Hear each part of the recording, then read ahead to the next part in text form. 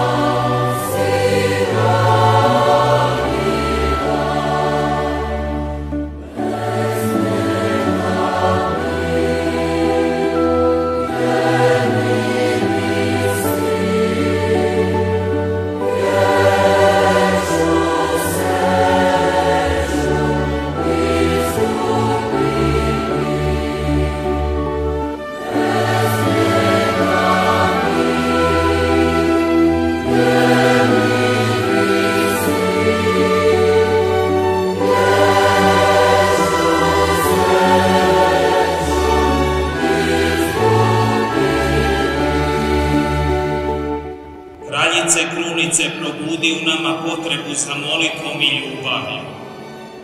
Kraljice ljudske obitelji, pokaži narodima put bratstva.